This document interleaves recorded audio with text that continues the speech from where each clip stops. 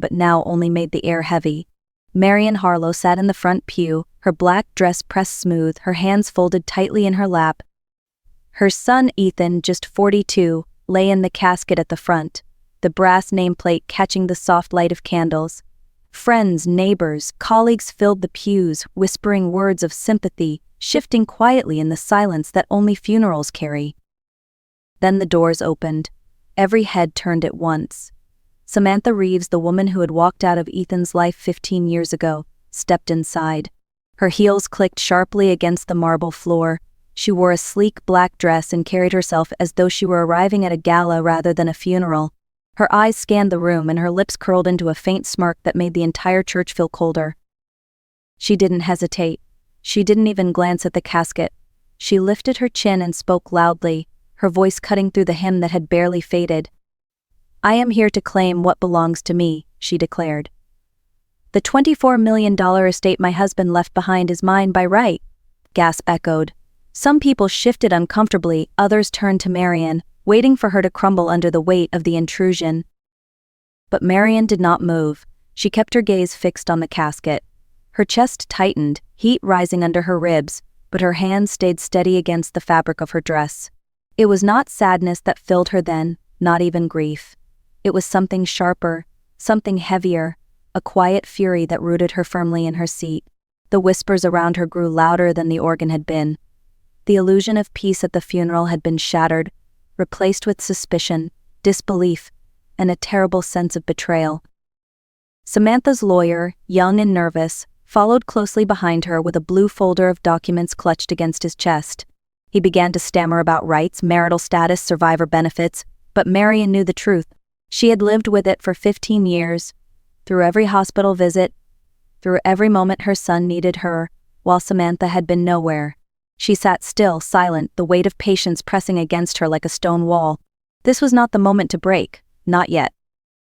Long before this day, before the flowers and candles and hollow prayers, there had been another moment of loss. Marian remembered it as clearly as if it had happened yesterday. Ethan was only 27 when his health first collapsed. The diagnosis had come swift and merciless. Nights were spent in emergency rooms, mornings in doctors' offices, afternoons filled with quiet worry and whispered encouragement. Through it all, Marian stayed by his side. But Samantha had not. The very year Ethan needed her most, she had walked away. No explanation, no farewell letter, no support for the mounting bills. She disappeared as though their marriage had been a costume she decided not to wear anymore. Marian carried the weight of the debt, the medications, and the silence.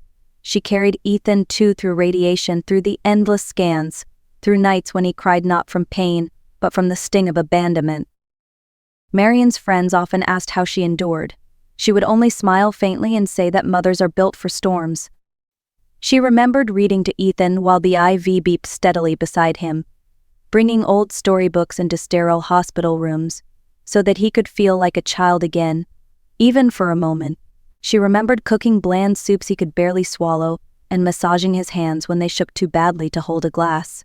These memories were not dramatic, but they were the substance of loyalty, the quiet kind that never made headlines.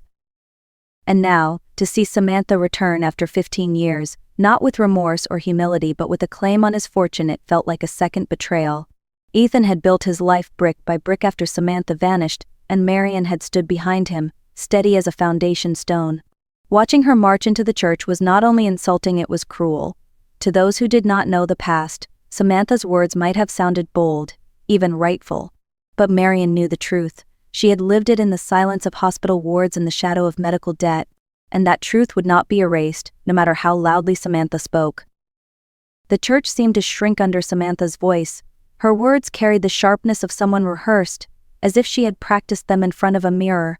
She stood tall, her chin lifted, her lawyer shuffling nervously by her side. His voice cracked as he flipped open his blue folder, repeating terms like marital status and survivor benefits, citing laws he barely seemed to understand. The crowd leaned in, straining to hear whether any of it held weight. Marian did not answer. She kept her posture steady, her gaze never leaving the casket. Her son's name glimmered in brass, stronger than any words Samantha could conjure. Marian's silence unsettled Samantha, whose tone grew louder, almost desperate. "I am not here to argue," she insisted. I am here to collect what is mine by right.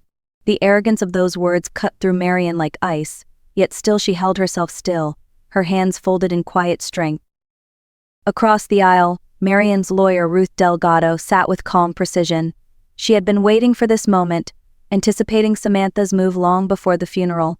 Ruth reached into her bag and pulled out a neatly prepared folder, her fingers moving with the confidence of someone who had rehearsed her own lines.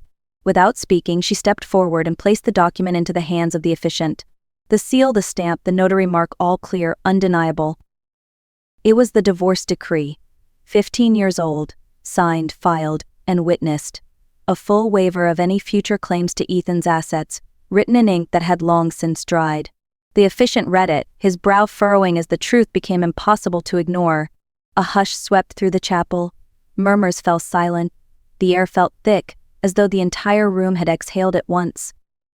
Samantha's smirk faltered, her lips pressing into a thin line. Her lawyer leaned in, whispering urgently, flipping pages as if searching for an escape clause. But there was none. The truth was there, written plainly for all to see. Marian finally turned, her eyes steady and cold, and met Samantha's gaze. "You are not his wife, not anymore," she said quietly, her voice calm but unyielding.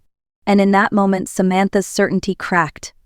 The strength she had carried into the room drained from her face, leaving only silence behind.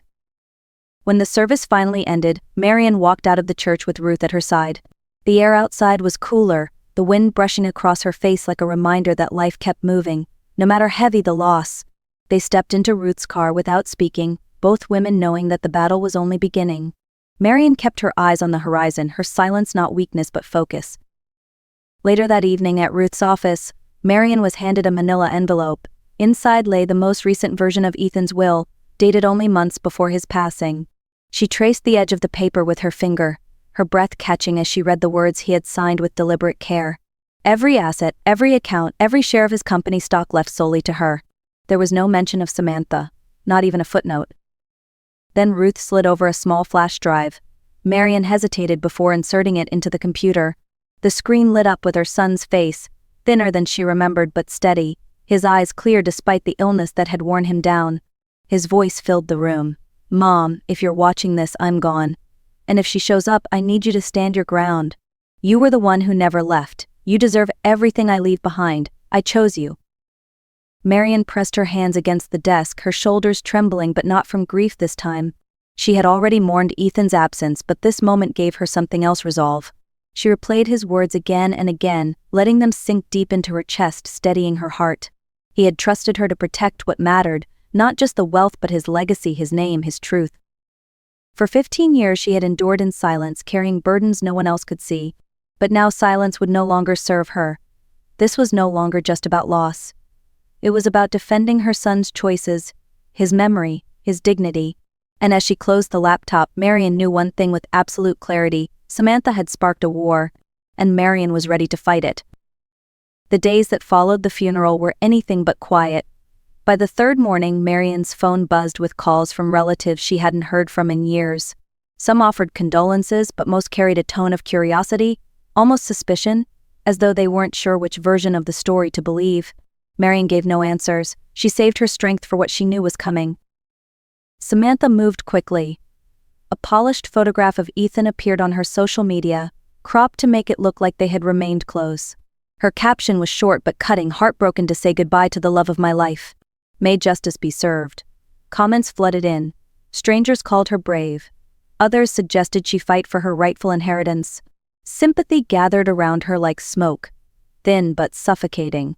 It wasn't money alone she was after anymore. It was the narrative, the image of a widow wronged. Ruth, steady as always, reminded Marian of the difference between reacting and responding. "Let her play her hand," Ruth said. "When the time comes, we will answer with facts." And Marian understood. She had no interest in shouting matches online. She would protect Ethan's memory by showing the truth, not trading insults. The plan came together quickly. Instead of retreating into silence, they would shine a light. Ethan had dreamed of creating a foundation to support scholarships and medical relief. The paperwork had already been drafted months earlier, with the mayor's quiet support. Now, with Ethan gone, it was time to bring that dream into the open. They scheduled a public dedication at City Hall, an event that would not only honor Ethan's life but also anchor his story in reality before the eyes of the community. As preparations unfolded, Marian found herself rehearsing what she might say. She didn't want her words to be about vengeance or bitterness. She wanted them to echo the love and sacrifice she and Ethan had shared, to make it clear that his legacy belonged to the person who had stayed, not the one who returned when the cameras were rolling. Samantha might try to twist the headlines, but Marian was ready to stand in front of a crowd and let Ethan's own voice be heard. It was no longer only a legal fight, it had become something larger, something public. Samantha had turned Ethan's death into a stage. Marian intended to reclaim it and remind everyone whose story this truly was. On the morning of the event, Marian entered City Hall through the side door Ruth had arranged. She wasn't seeking attention, she was seeking clarity. Inside, the auditorium was already filling with community leaders, former colleagues of Ethan's, and local reporters. At the front of the room, a banner stretched across the wall, "The Harlow Foundation, a Legacy of Purpose."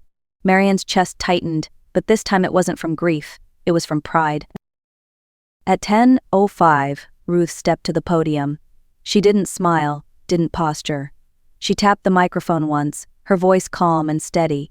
"We are here today to honor the vision of a man who gave more than he ever took," she said. "What you will see is not about loss but about intention, about truth." She stepped aside, and the lights dimmed.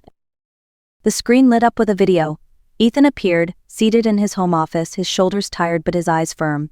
"If you're watching this, I'm no longer here," he began. "I want you to know why I made the decisions I did. I didn't want confusion. I didn't want arguments. I wanted my truth to be clear." He spoke of his illness, of his hopes for the foundation, and most importantly, of his decision to leave everything to Marian. "She never left me," he said simply. "When I needed her most, she was there. That is why I chose her." The room fell into silence.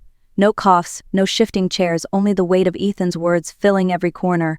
Marian rose slowly and walked to the podium. Her voice was calm but carried the quiet authority of a mother who had weathered storms. She thanked everyone for coming, then announced the first scholarships in Ethan's name, grants for local schools, and an emergency relief fund for patients in need. As she read the names, her tone was not one of triumph but of steady devotion. Then the lights dimmed once more.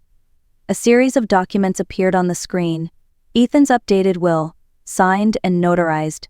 The divorce decree from 15 years ago. Highlighted passages where Samantha had waived all rights to future assets. Next came Ethan's emails to Ruth and Priya, his business partner, each confirming his intentions in writing. The evidence was overwhelming, undeniable. The last slide froze the air. It was a screenshot of a message Samantha had sent to a friend just weeks earlier. "I don't care what it takes. I'm going back to get what should have been mine. If his mother wants a war, I'm ready." A ripple passed through the audience, gasps and whispers rising like a tide. Marian lifted her head. "This foundation, this work, this legacy belongs to the man who earned it," she said firmly. "Not the one who left him. Not the one who returned for headlines." The applause began softly, then grew, filling the room. Marian did not smile. She simply bowed her head once and stepped away from the microphone. In the back row, Samantha stood abruptly, her heels striking hard against the floor as she left the room. She wanted to be heard, but no one followed. The truth had spoken louder than she ever could. The City Hall event shifted the balance, but Samantha was far from finished. By the end of the week, she had filed a motion in probate court, claiming Ethan had not been of sound mind when he revised his will. The accusation struck Marian like a cold blade, that she had manipulated her son during his illness, isolating him from others to secure his estate. It was not just a legal challenge, it was an attack on her character, on the years she had given in sacrifice. Marian remembered the nights holding Ethan's hand while morphine dulled his pain, the mornings she spoon-fed him when his strength failed, the afternoons she changed his sheets after sickness left him shaking. Ruth's words in the courtroom documents described Marian as controlling, ruthless. But Marian knew the truth. She had not stolen Ethan's choices, she had carried him through them. When the hearing date arrived, Marian sat in the back of the courtroom with Ruth at her side. The judge was stern, deliberate, giving no hint of favoritism. Samantha entered in a tailored navy suit, her lawyer clutching yet another folder of flimsy claims. For a brief moment, Marian saw the confidence Samantha had worn at the funeral return, but it didn't last. Ruth presented the evidence with calm precision. Ethan's will, dated and notarized. Statements from Priya, his CFO, confirming private conversations about the foundation. Testimony from Daniel, the nurse, describing Ethan's mental clarity in his final days, and the absence of Samantha from every hospital visit. Then came the uncut video Ethan had recorded, time-stamped and verified, his words unmistakable: "I chose my mother, not her." The judge leaned forward, hands folded on the bench. Samantha's lawyer stammered about grief, about confusion, about Ethan's vulnerability. But the more he spoke, the thinner his arguments became. Ruth rose only once more, her voice steady. "Your Honor, the documents show intent. The testimony shows presence. The recordings show clarity. The law shows finality. Samantha Reeves has no standing." Silence filled the room. The judge cleared his throat and spoke plainly. "The motion to contest is dismissed. This court finds the will valid and enforceable. The claims of coercion are speculative and unfounded." Then, with measured weight, he added, "In several respects, the petitioner's submissions have been intentionally misleading." The words hung heavy in the air. Samantha's face didn't flinch, but her hands betrayed her tightening, then loosening, over and over again on the table in front of her. Marian remained seated, calm, her eyes lowered. She didn't need to celebrate, she didn't need to gloat. The truth had done the work for her. As they left the courtroom, Ruth leaned close and whispered, "This is not the end. She will try again." Marian only nodded. She wasn't afraid anymore. For years she had endured the weight of grief in silence. Now she had found her resolve, and she would meet every attempt with the same quiet, unshakable strength. Weeks after the courtroom victory, Marian thought the storm had finally passed. She poured herself into the foundation's work, reviewing proposals, meeting with students, answering letters from strangers who shared their own stories of loss. Life felt steady again, though she knew scars linger quietly. Then one afternoon, a letter arrived without a return address. Just one line written in hurried pen: "I need 5 minutes to say one thing in person."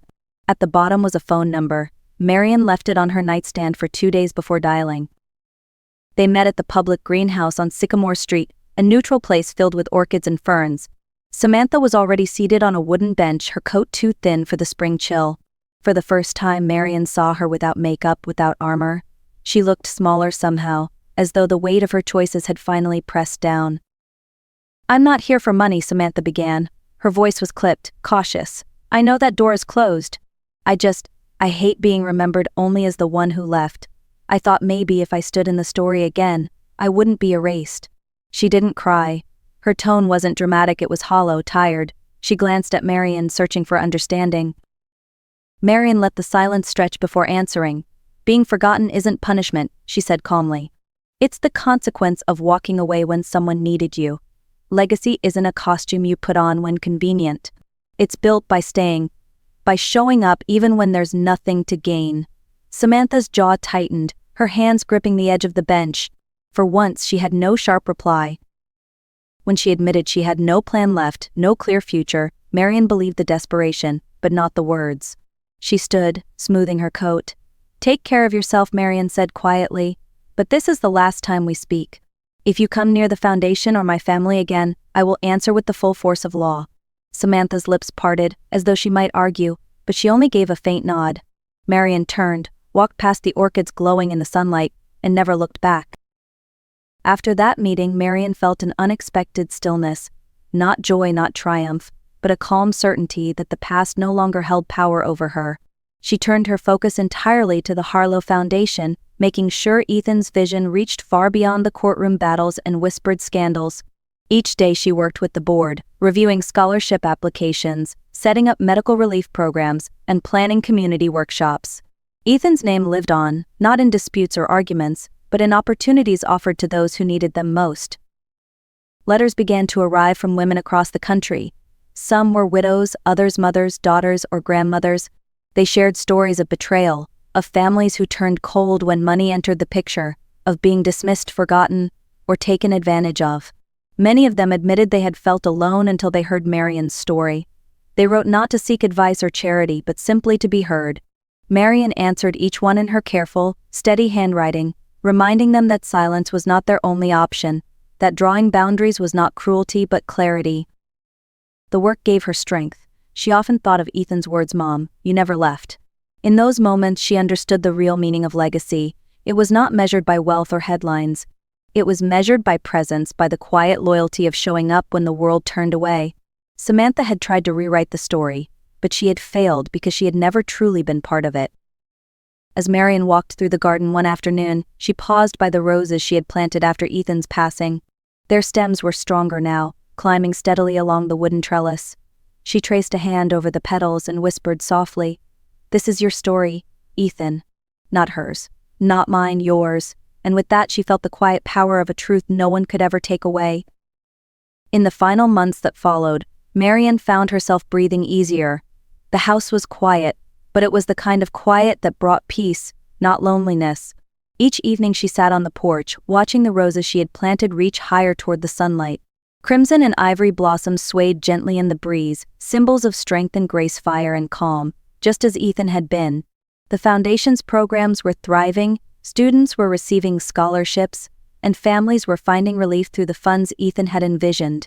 His legacy had taken root, stronger than any rumor or legal claim. Looking back, Marian knew the fight had never really been about money. It had been about love, loyalty, and the truth that endures long after words fade. Samantha's noise had vanished, but Ethan's voice remained, echoing in every letter of gratitude, every child holding a new book, every family given a chance to hope. That was the true victory. Justice isn't always loud, Marian reflected. Sometimes it's quiet, steady, and undeniable. She carried that lesson in her heart, not only for herself but for anyone who had ever felt erased or overlooked. And to those listening now, if this story has touched you, share it.